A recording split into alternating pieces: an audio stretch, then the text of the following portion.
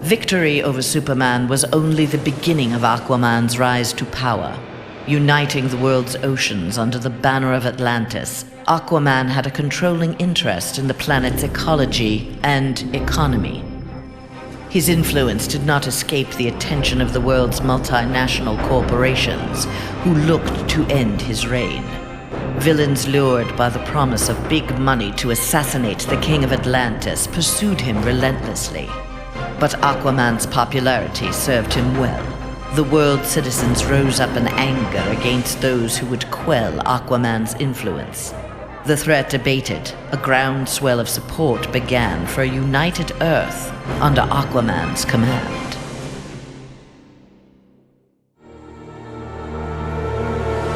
Superman's defeat did not work to Ares' advantage as he had planned.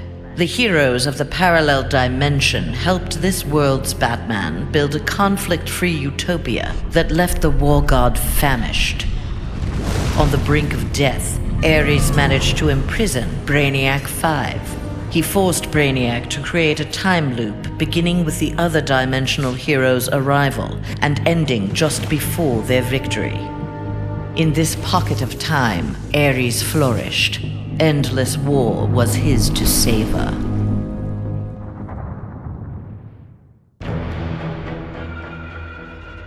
Superman had been a fool to believe Bane would willingly accept a subordinate role in the One Earth government.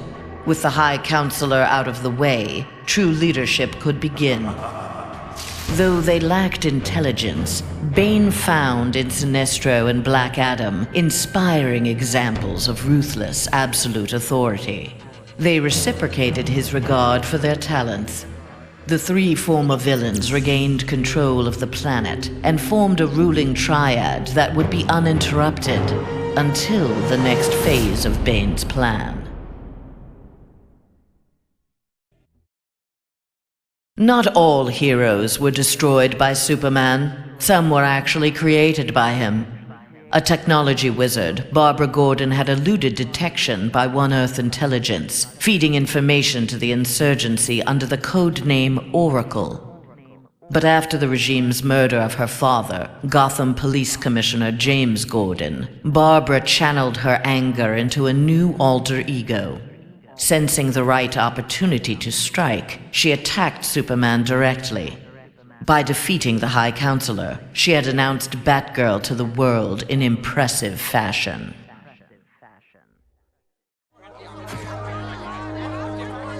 Following the battle to liberate Earth, Batman learned that Luthor had bequeathed his massive fortune to Bruce Wayne. He now had the means to rebuild Gotham and Metropolis. The city's residents, inspired by their hero's efforts, adopted the slogan, "We are Batman." They contributed countless hours to their community's renovation and crime prevention. The Batman of old would have stubbornly assumed these tasks alone. The post-One Earth Batman, having been rewarded for his trust in others, enjoyed his city's renewal and his role as its benefactor.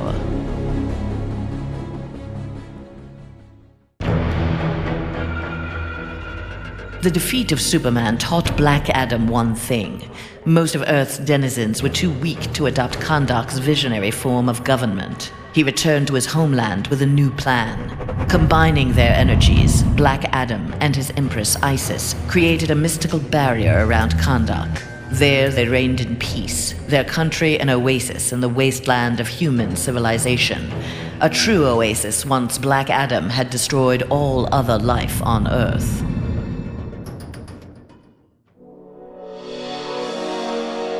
At last, Superman had paid for what he had done to Catwoman.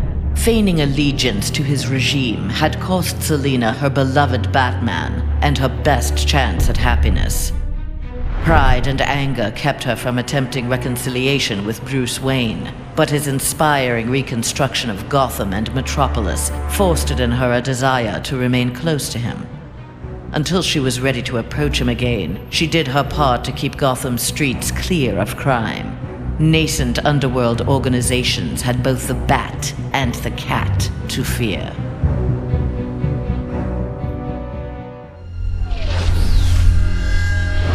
After Superman's defeat, Cyborg led the assault on the Fortress of Solitude to flush out remnants of the High Counselor's regime. The fortress was well defended, the battle intense. Cyborg was forced to use unfamiliar Kryptonian tools to make repairs to his damaged cybernetics. Enhanced with the alien technology, Cyborg found he could communicate with Superman's androids and order them to apprehend the opposition. With his army of super androids, Cyborg will bring justice to the world.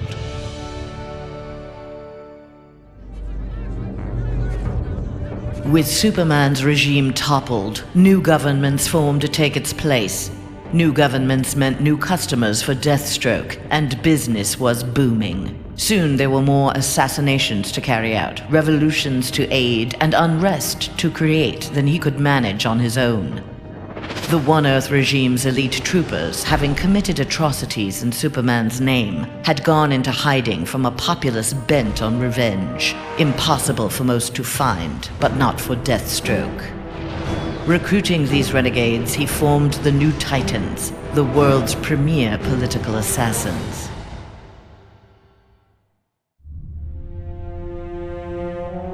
Free of Superman's control, Doomsday eradicated the remaining metahumans. He then manipulated technology in the abandoned Fortress of Solitude to terraform the Earth.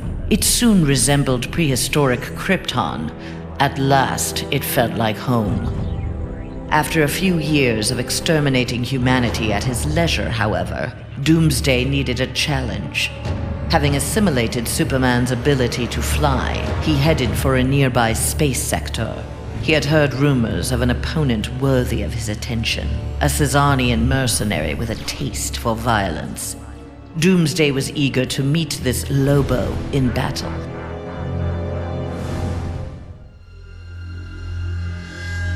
After the fall of Superman, Green Arrow visited the Star City of this parallel Earth.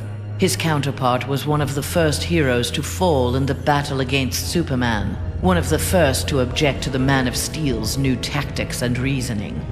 A memorial erected in Star City's Orchid Bay served as a reminder of the need to fight oppression regardless of the odds. There, Green Arrow found that one citizen wasn't content to memorialize Oliver Queen in stone. With Green Arrow's training, a new archer, dressed in crimson, took up the fallen hero's mantle. Let Star City's criminals beware. The night belongs to Red Arrow. Mere days after returning to his Earth, Green Lantern, in an event mirroring his ascension to the core, witnessed the crash landing of an alien ship. Investigating the wreckage, he encountered the pilot, who claimed to be Abin Sur. But this Abin Sur wore no power ring and referred to him in halting breaths as the Almighty One. Green Lantern tried to convince the alien of their past, that Abin Sur had named Hal Jordan his successor as the Green Lantern of Sector 2814. But the alien died from his wounds before Lantern could learn more of him. Lantern left immediately for Oa. The Guardians were his only hope of solving this mystery.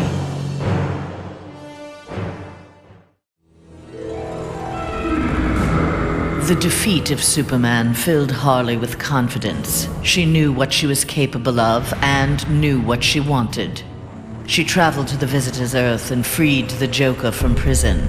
Returning to her world, they married in a ceremony that set Gotham ablaze. At the reception, the cake-cutting ceremony took a gruesome turn. As her new husband playfully mashed her face into the cake, years of abuse took its toll. Something in Harley snapped. She used the ceremonial knife to slash Joker's throat. Still wearing her wedding gown, Harley now resides permanently in Arkham Asylum. Free of his brainwashing, Hawkgirl exacted revenge on the High Counselor for murdering her husband, Hawkman. She was nevertheless sent to prison for her role in the regime. One night, she awoke hovering above her cot, glowing with eldritch light. An instant later, she stood at the bottom of a shallow crater. There she found the source of the light, a meteorite of pure nth metal. As she touched it, the meteorite sprung to life, encasing her in nth metal. The new armor made Hawkgirl invincible. Her first act, vengeance against those who had helped Superman capture Hawkman.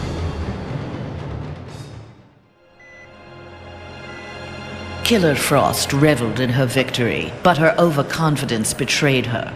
Seizing the opportunity, agents of Star Labs captured her. Their scientists harnessed her freezing power in order to fortify the world's polar ice caps. But Star Labs underestimated Frost's abilities. Turning on her captors, she froze their facility and eventually the entire Western Hemisphere. The survivors now struggled to overthrow the self-proclaimed Ice Queen.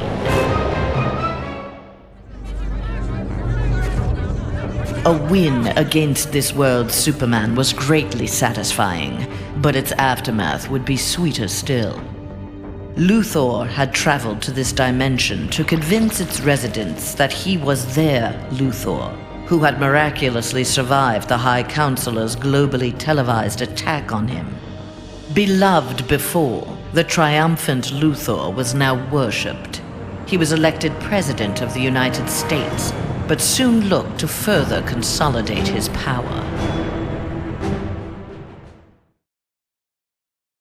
There was no shortage of vendettas during Superman's reign, and no shortage of bounties for Lobo to collect. He became one of the richest men in the universe by assassinating those who ran afoul of the High Counselor. Lobo's already massive ego inflated along with his rising wealth. Lobo searched for an assignment worthy of his abilities. With so many super-powered beings already dead at his hand, however, bounties were scarce. Lobo decided to use his wealth to create his own ultimate contract. He would kill the denizens of New Genesis, home of the new gods.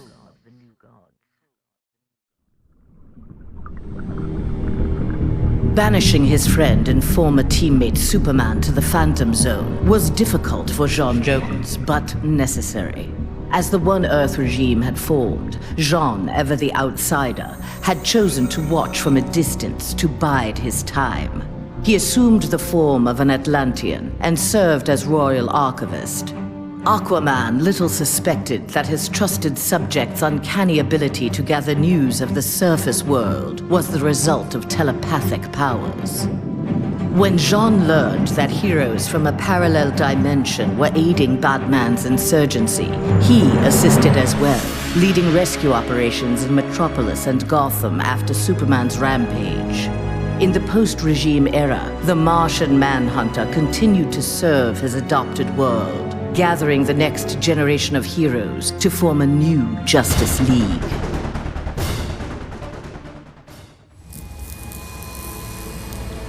Nightwing had beaten his former boss, Superman, in single combat. Not even Batman had done that. His thirst for conflict grew. He began challenging anyone who crossed his path. Nightwing's belligerence eventually drew the attention of Sinestro. His corps was always in need of new recruits, and the young humans seemed able to inspire great fear. Sinestro had his suspicions confirmed when a yellow power ring found its way onto Nightwing's finger.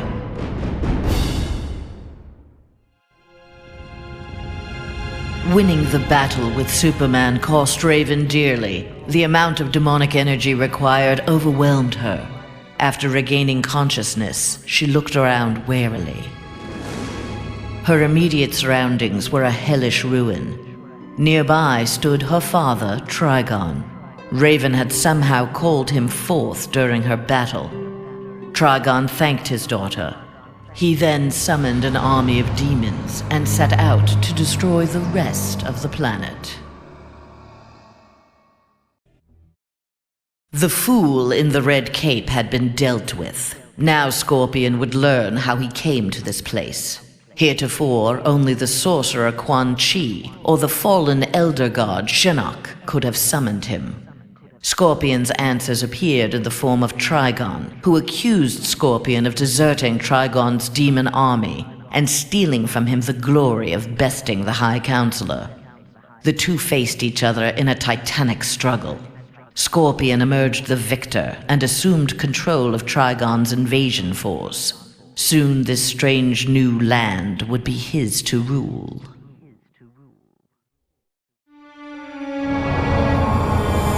Following the events in the parallel dimension, Shazam's fellow heroes returned home. But an alien virus contracted during the transfer created in them acute mental instability. They turned on their fellow crime fighters in a deranged fury. Alone and desperate, Shazam shared the power of the Word with his adopted brothers and sisters. Their purity of heart gave them courage. The army of Shazam incapacitated the former heroes. Eventually, they took the place of the Justice League as primary defenders of Earth. When Superman's One Earth regime proved to be a failure similar to his on Korugar, Sinestro retreated to deep space to ruminate on its demise. Fear had long seemed the most powerful of the emotions with which to bring order to the universe, yet it had not been enough. Desperate, Sinestro hurled the might of the Sinestro Corps against the life entity, keeper of the White Power Battery. Ultimately victorious, Sinestro now wielded the power of a White Lantern. No adversary could possibly withstand him. The light of the Green Lantern Corps would be the first he would extinguish. The battle over, Grundy eluded capture and returned to his swamp to heal his wounds. During regeneration, Grundy found he could channel the elemental force of the Red. All animal life would bend to his rule. His increased power also allowed him to resurrect the long-lost Grey Force. Now, instead of ruling Earth's creatures, he could simply destroy them. After defeating the world's heroes, Grundy turned Earth into his version of paradise. He now rules over a gray and lifeless planet. Though pleased with the outcome, Superman's battle with his duplicate left him troubled. If one Superman could go so far astray, why not another? Preventative measures were in order. After much discussion with his fellow Justice Leaguers, Superman ingested a remote-release kryptonite capsule. At any sign of instability, the kryptonite would permeate his body, killing him. The question of who could trigger the device was solved democratically. Each week, a different Leaguer would take possession of its remote control. Only Batman was denied a shift.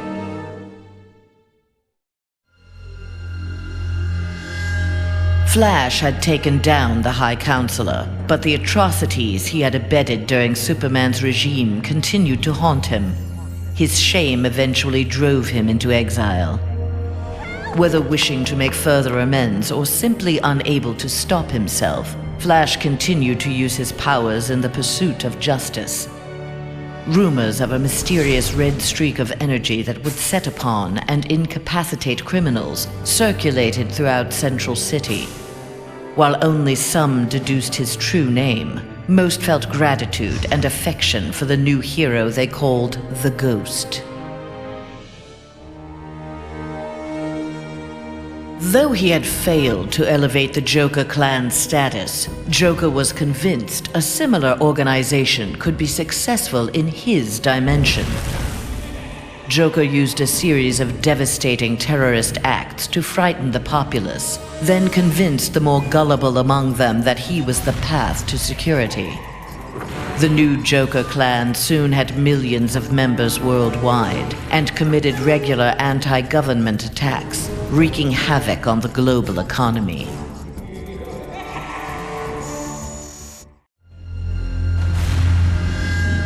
Wonder Woman returned home to find her dimension in ruins. Aware of Superman's despotic rule of the parallel dimension, the gods of Olympus vowed to preemptively eliminate the metahuman scourge from their world. Under the direction of Zeus, they hunted down and eliminated nearly all superpowered mortals. All that remained to oppose them was Themyscira. Wonder Woman and her Amazons fought back against the Olympians with unrelenting courage. Despite heavy losses, Wonder Woman's forces ultimately prevailed. They took reign as the new Olympians, ushering in an age of peace and prosperity. The defeat of Superman was a relief to Zatanna. During the regime, she and Dr. Fate had taken advantage of Superman's vulnerability to magic and turned the Tower of Fate into a sanctuary for Superman's enemies. She had saved many lives, but years of subterfuge weighed heavily upon her. After the regime's downfall, Zatanna was instrumental in restraining metahumans during their trials. But when a jury recommended the death penalty for the more immutable defendants, Zatanna intervened. She took the prisoners to the Tower of Fate. There they would remain, incarcerated but alive.